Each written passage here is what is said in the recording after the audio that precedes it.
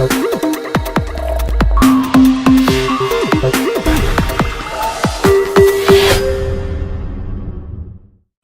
IML students. Today we are going to learn about the history of Forex. It is important to know about the history of Forex because we need to understand how our money system has worked in the past in order to understand how it can change and how to use it to our advantage moving forward. Before we get started, here's a little bit about myself. My name is Adeze Duncan, representing iMarkets Live. Some of you may know me from Forex 101 on IML TV. Also, I was an educator for 10 years, and now I'm here educating you on the facts and methods of Forex. In order to get started on this journey, you need to remember one thing and one thing only. I am a student, always. This is very important for you to remember and to remind yourself of often. You will hear me use this phrase frequently as a reminder that you are a student that is learning a skill that will pay you for the rest of your life.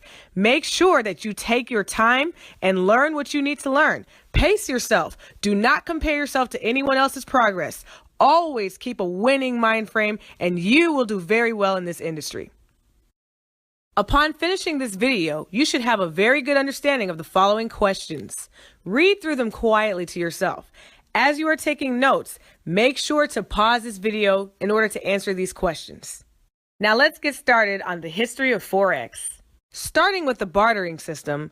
In the bartering system, people exchanged goods for services. People typically traded things such as livestock, skills, talents, grains, and agriculture, and even people. With the bartering system, people traded things they didn't need for things they wanted or needed. For example, the hunter might trade 10 rabbits to the carpenter for the carpenter's promise to fix his roof.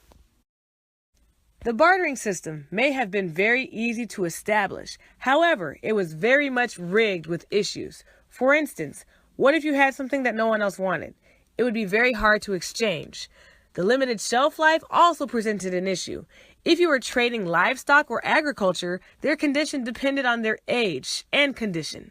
For example, you wouldn't get very much money with a bunch of dying fruits and vegetables. Trying to transport those types of goods and services would put a huge demand on the trader. They would have to travel with a large barrage of people in order to care for their property that they wanted to exchange. Many times, goods would spoil and animals would often die during transport. There was also the issue of fairness in exchange.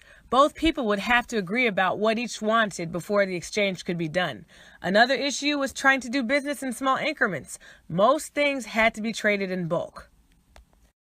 Eventually, the bartering system was abandoned for a more intermediate commodity system. In ancient China, Africa, and India, they used cowrie shells. Trade in Japan was based on the koku, which was a unit of rice. The shekel was a specific weight of barley. Contrary to popular belief, precious metals have rarely been used outside of large societies in the form of trade due to them being very scarce and hard to mine. Gold in particular has only been used as currency for a few relatively brief periods in history. Money in the shape of small knives and arrows made out of bronze were used in China during the Zhou dynasty. This form of money was quickly abandoned over time for something less prickly shaped and in the form of a circle, which later became some of the first coins. The first minted coins were created in Lydia in 700 BC, which is now modern-day Turkey. And by minted, I mean coins that were already pre-weighed and marked to show how much they weighed.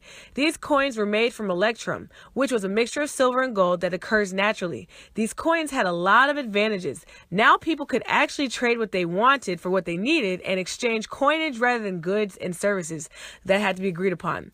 Coins were also easier to transport rather than transporting all your goods and services under the bartering system.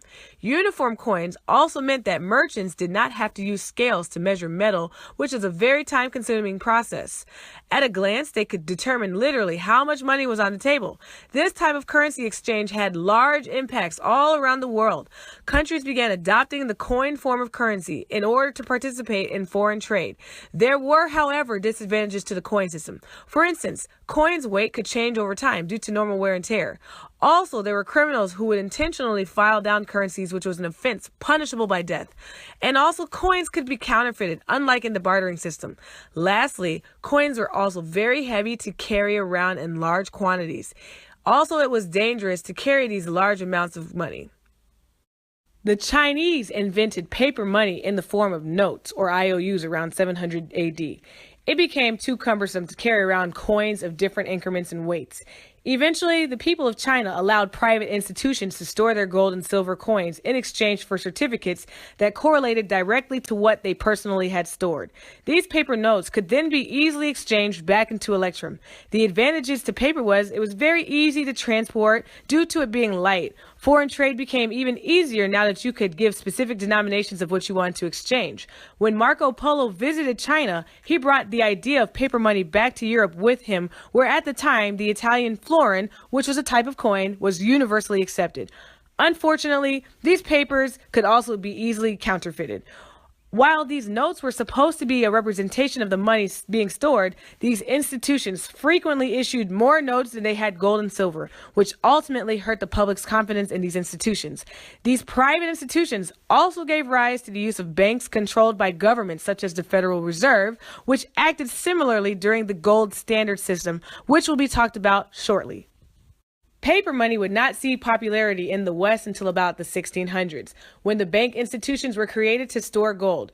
Right before World War I, many countries began printing more paper money than they had gold. As a result, this caused a devaluing of their money. At one point, it got so bad in Germany that at one point people were burning wheelbarrows of paper money during the winter in order to stay warm. After World War I, many of the countries came back together to pick up the pieces of their currencies. They all agreed that the gold standard, where their currencies would all be backed by gold. For example, $1 would equal 1/2 ounce of gold. That's just an example. Again, this advantage was desirable because now it meant that people no longer had to carry their gold around with them. However, the problem was, if there was a net transfer of currency from one country to another, then the gold would also have to follow. You can already imagine that that was not the case, and that did not happen. Also, all countries had to be on the same page and agree not to print money just because. As in the case of all of the other monetary systems, eventually countries began to abandon the gold standard during the Second World War, as they began to print a lot of money to fund their military projects. As they printed more money, the value of the gold to dollar ratio went down even more.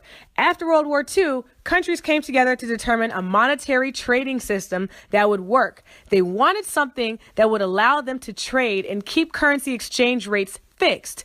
Also, they wanted to keep all countries in this agreement from printing more money when they needed it. They all agreed that the gold standard was too rigid and they needed something that would allow them to keep a leash on the overprinting of money while still allowing flexibility. In 1944, 44 countries came together in the Bretton Woods, New Hampshire, to come up with a monetary system that would be advantageous to all countries that decided to participate in foreign trade. Because the U.S. held 2/3 of all the world's gold at that time, the U.S. dollar was then chosen to become the world reserve currency, which meant that each other country would then peg their money to the U.S. dollar, and the U.S. dollar would then be pegged to gold. Now, that we're not on that same system anymore. However, the U.S. dollar is still utilized as the world's reserve currency. As a result, in the actual Forex market, you will notice that the US dollar has the highest amount of volume when it comes to trades because all countries tend to deal, well, not all countries, most countries tend to deal with the US dollar when it comes to trading. And now you know why. Out of this meeting came two types of institutions, the IMF and the World Bank. The IMF's job was to lend money to countries who needed help in order to keep them from printing more money, which would cause the other countries' money to become more devalued. The World Bank's job was to lend money to the new developing countries that wanted to expand and build up their infrastructure. This was also an effort to keep them from just creating money. The Bretton Woods system severely constrained the U.S. economy as they were constantly lending out more U.S. dollars while their gold reserves were continuing to dwindle due to most countries requesting gold in exchange for their currency. In 1971, Richard Nixon announced that they would no longer honor the gold exchange and announced that he would be taking the U.S. dollar off of the gold standard. What a big shock to the world! Nowadays, many countries' currencies are not backed by anything of value anymore. Instead, currencies' values are now determined by the floating exchange rate. Floating exchange rate regimes are not influenced by the government, but instead through the forces of supply and demand in the foreign exchange market, also called the Forex market or FX. Because a currency's value in a floating exchange rate regime are determined by supply and demand, their value can change and change freely and are determined by the foreign exchange market. Some countries included in this managed floating exchange regime include the U.S., Canada, the Eurozone, and England. On the other hand, China does not participate in the floating exchange rate regime. Instead, their currency is pegged to a basket of currencies. By now, you should have a good understanding of the following questions. Read them quietly to yourself, answer them, and when you are finished, go on to the next video in Forex Foundation 1 series. My name is Adeze Duncan, and remember, I am a student, always.